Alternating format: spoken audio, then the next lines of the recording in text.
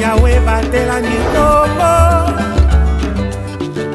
Yahweh, Yahweh, benisa nikombo. Yahweh, Yahweh, batela nikombo.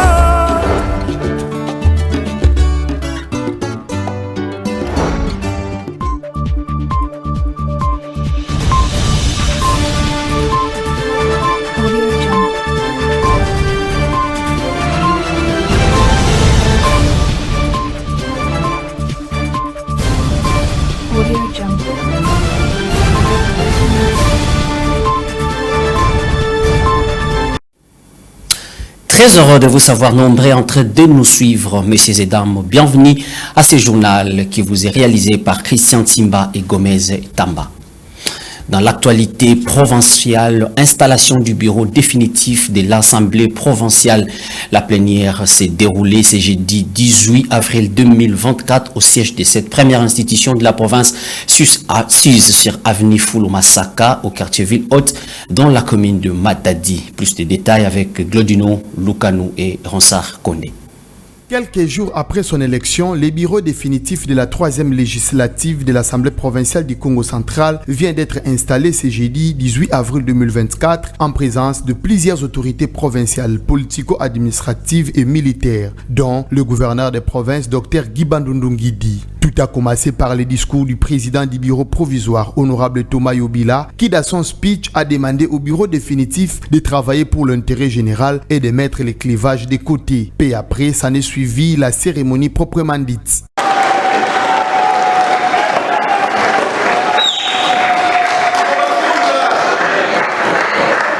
Prenant la parole à l'issue de son installation, l'actuel président de l'organe délibérant du Congo central, Papi Mantezolo, a promis qu'il sera un président de tous. En plus de cela, il a rappelé à ses collègues députés leur mission. Je serai le président de tous, notre province qui à l'époque occupait la deuxième place du point de vue économique. Malheureusement, nous avons perdu cette place. Et vous consacrez avec nous les sécurités basses en plein, des routes en état de délabrement très avancé, occasionnant des embouteillages monstres. Les salubrités qui est devenu le quotidien de nos domiciles, bref, la vie de la population est devenue une catastrophe. Nous sommes donc appelés à jouer notre rôle, celui de légiférer, de contrôler, de représenter les peuples, afin de réglementer la vie dans la société. Ainsi, pendant notre mandat, l'Assemblée provinciale du Congo central ne se situera jamais à l'antichambre du gouverneur de province. Cette plénière d'installation du bureau s'est déroulée au siège de l'Assemblée provinciale, sise sur l'avenue Fouloumasaka, au quartier Ville-Haute, dans la commune de Matadi. Restons toujours dans ces chapitres de l'installation du bureau définitif de l'Assemblée provinciale à l'issue et de la plénière. Quelques analystes politiques trouvés sur place ont donné leur point de vue sur la plénière d'aujourd'hui. Suivez. Par rapport à ces bureaux, nous attendons beaucoup parce que tous nous savons que le mandat passé, le bureau ou l'Assemblée provinciale n'avait rien produit. Mais ce qui retient mon attention aujourd'hui, nous sommes devant un bureau qui est tellement conscient des attentes de la population. D'ailleurs, le président venait de le dire dans son mot qu'il est là comme président pour tous et pour tout le monde.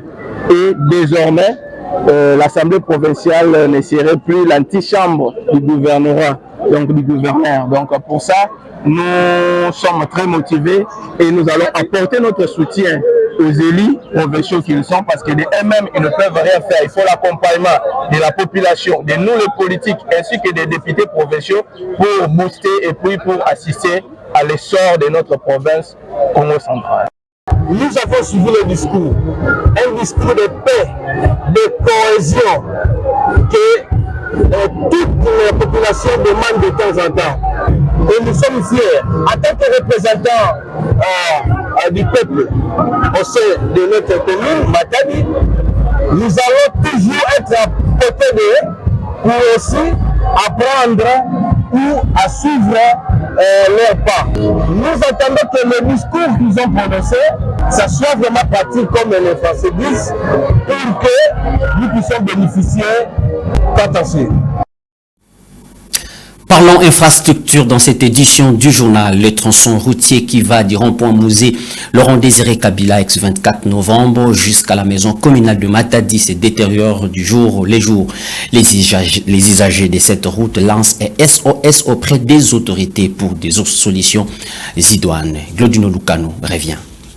Circuler dans la ville de Matadi devient de plus en plus difficile suite à l'état de dégradation de plusieurs de ces routes. Cas du tronçon routier qui va du rond-point 24 novembre à la maison communale de Matadi en passant par les camps militaires Ridjaf et la place communément appelée Bercy qui ne facilite plus la bonne circulation des engins roulants, causant ainsi des accidents et des embouteillages. Les usagers de ces taxis routiers plaident pour sa rénovation. Les taxis, on a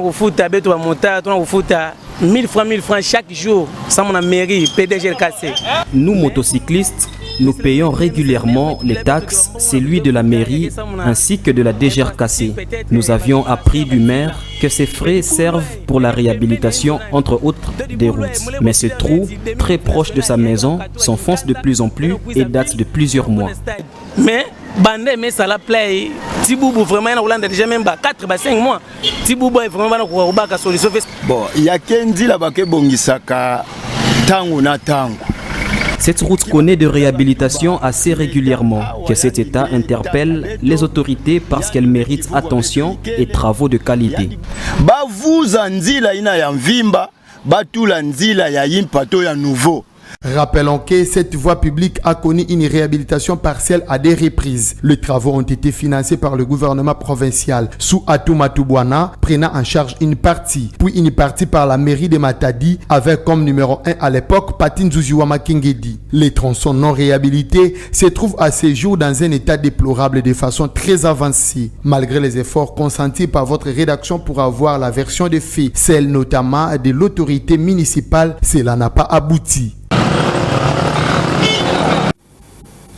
Voilà, vous avez donc reconnu les timbres vocaux de Glodino Lucano. Autre chose à présent, dans la page ecclésiale, le représentant légal de la 65e communauté réformée du Congo a bouclé sa visite pastorale dans les territoires de Sekebanza où il a communié avec les fidèles de ces coins du Congo central. Un culte d'action des grâces et des prières pour la nation a été organisé à l'issue de cette visite pastorale. Des précisions avec notre correspondant dans les territoires de Sekebanza, Timothée Mouela.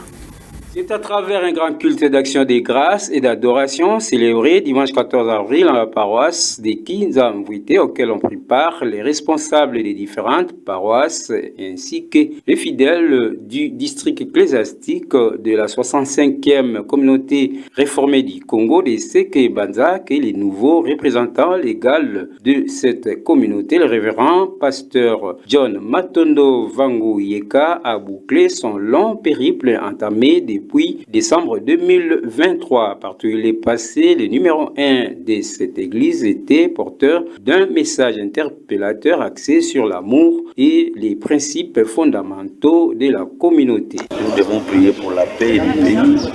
C'est pourquoi nous voulons seulement demander aux patriotes congolais d'avoir l'amour de la patrie.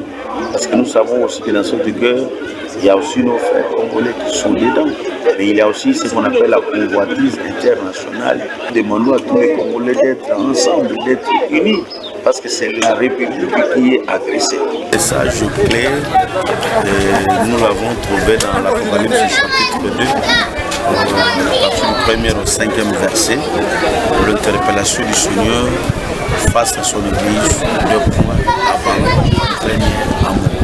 Cette première visite pastorale du révérend pasteur Matondo avait pour objectif l'évaluation de la marche de l'Église. C'est dans ces contextes qu'il a tenu des séances de travail avec les pasteurs des différentes paroisses et les responsables des structures dans la perspective d'apporter correction et nouvelles orientations. Élu à l'unanimité pour un mandat de 5 ans lors des assises tenues du 23 au 29 octobre 2023 à Matadi, le nouveau président et représentant légal de la 65e communauté réformée du Congo a remplacé à ses postes le révérend pasteur Nyangiza Passis.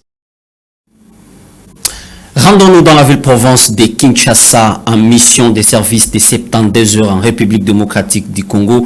Le haut-commissaire de l'ONU aux droits de l'homme, Volker Turk, a été reçu par la chef de l'exécutif national, Judith Tuluka Soumimwa, ce jeudi 18 avril 2024 dans son cabinet de travail. Volker Turk a plaidé pour le respect des droits des déplacés à l'est de la République démocratique du Congo. Suivez.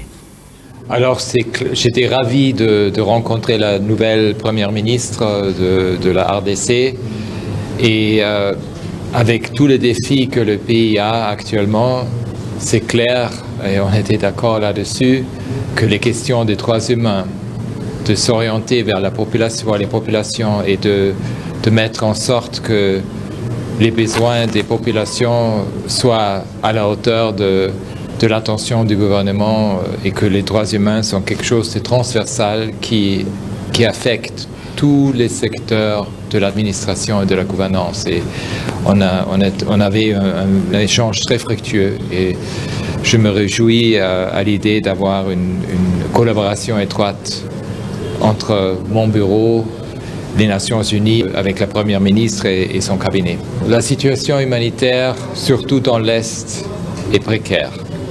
À cause de l'insécurité, à cause de ces vagues de déplacements, à cause de la violence et des conflits. C'est crucial que l'administration et les Nations Unies continuent à avoir une collaboration étroite pour faire face à ces défis humanitaires et autres. On s'est mis d'accord qu'on va collaborer étroitement et je suis ravi. Alors, c'est clair que ce qui se passe dans l'Est, c'est quelque chose qui doit attirer l'attention internationale. Et on va continuer à faire le plaidoyer, surtout du point de vue des droits humains des personnes affectées, pour qu'on trouve une solution à cela. Messieurs et dames, ce journal est complètement terminé. Merci de votre attention soutenue. Au revoir.